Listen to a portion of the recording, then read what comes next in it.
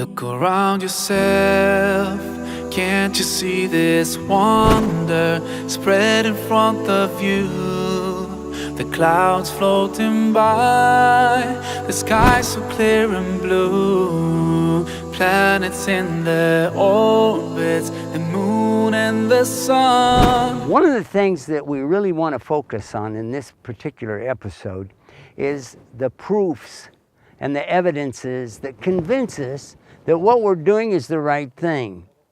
Before we do any action at all, we have to have the belief in what we're going to do. Otherwise, we would not think it would be accepted. So this is why in Islam, we want to focus again and again and again on the subject of going back to the source.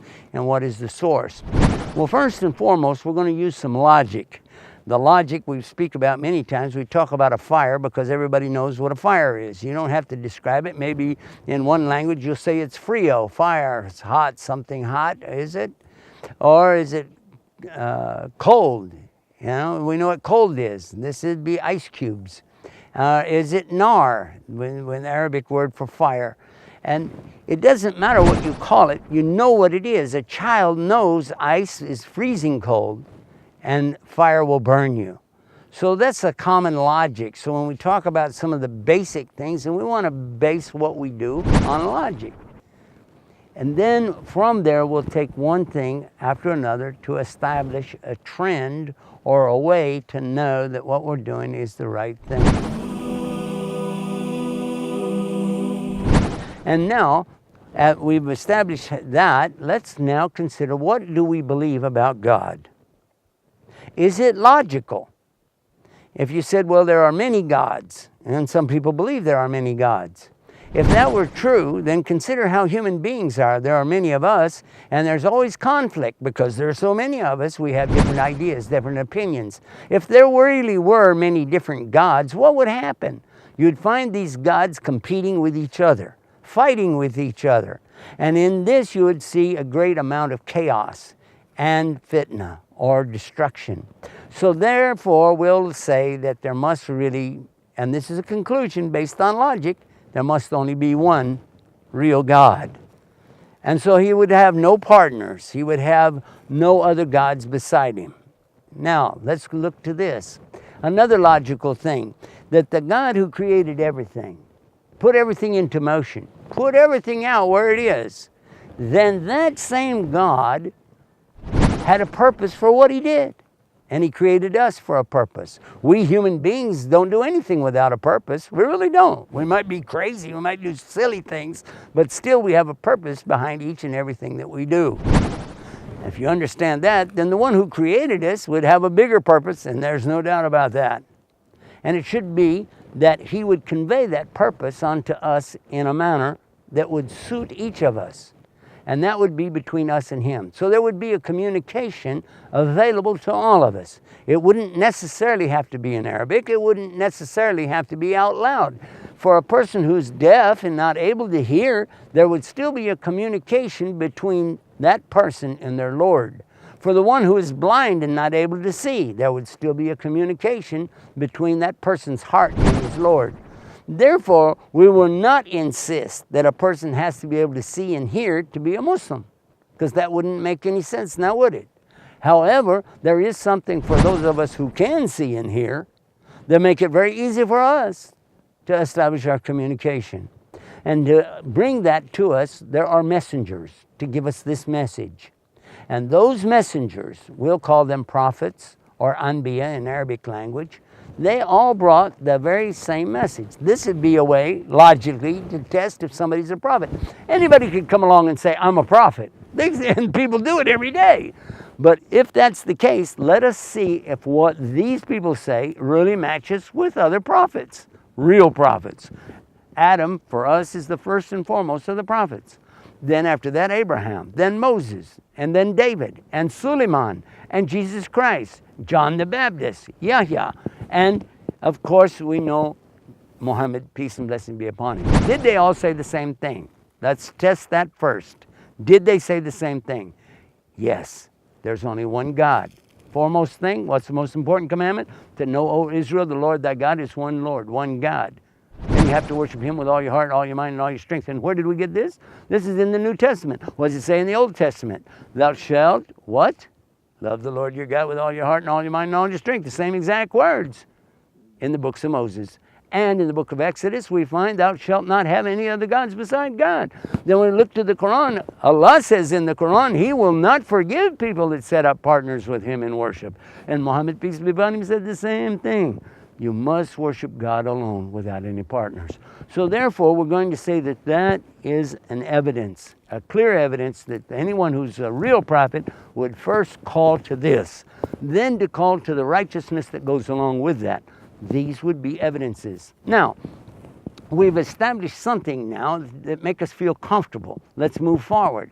The Quran claims to be a clear proof in and of itself, an independent proof, not requiring any outside proof.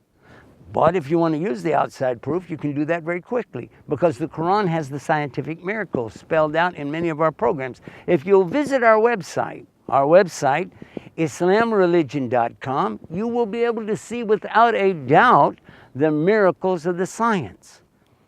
And you'll also be able to take a chance to visit our website, ScienceIslam.com, and see for yourself again the many scientists, non-Muslims, who examine the evidence coming from the Quran against what they know in their particular discipline, whether it be in embryology, meteorology, in the science of geology, all of them saying the same thing. What the Quran is saying was not known even 100 years ago, much less 1400 years ago, so it must be from Allah.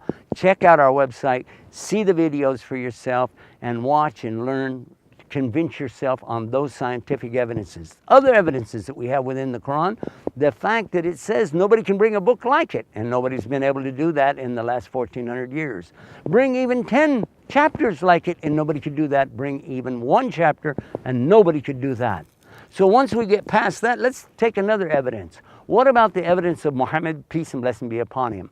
The very things that he taught and predicted at his time are now coming true in our very lives. When he told us there would come a time when the children would be bossing their parents around to the very extent that they would be slaves. The parents would become slaves to the children.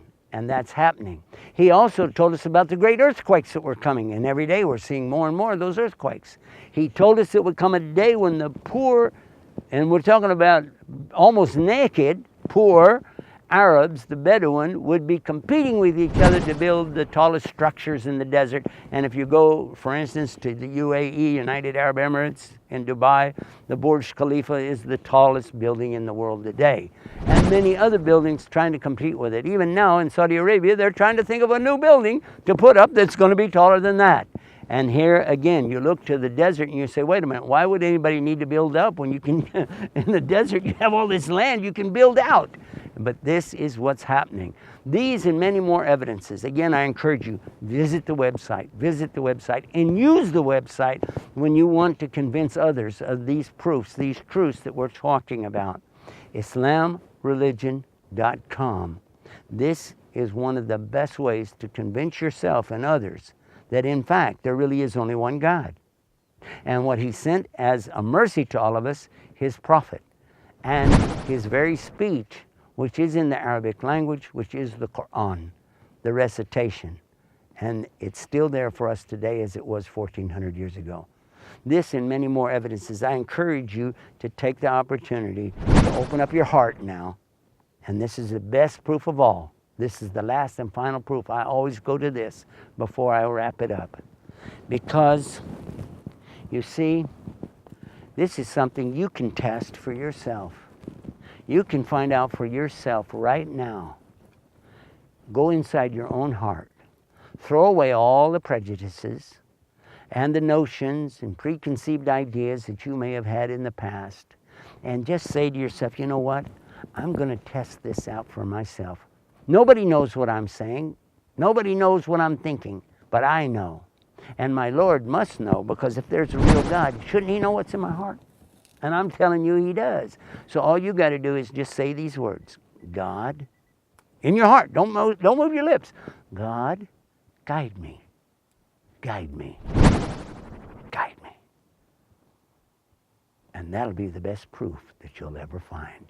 When he begins to guide you, you'll know, and you'll be able to follow through and keep that door open.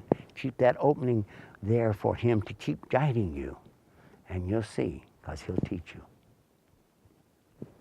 And don't forget the website.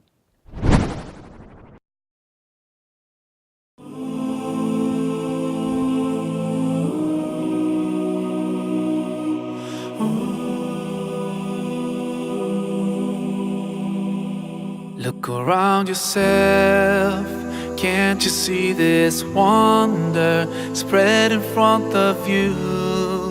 The clouds floating by, the sky so clear and blue, planets in their orbits, the moon and the sun, such perfect harmony. Let's start questioning ourselves. Isn't this proof enough for us? Or are we so blind to push it all aside? No, we just have to open our eyes, our hearts and minds. If we just look right, we'll see the signs. We can't keep hiding from the truth and let it take us by surprise. Protect us in the best way, guide us every single day, keep us close to you until the end of time.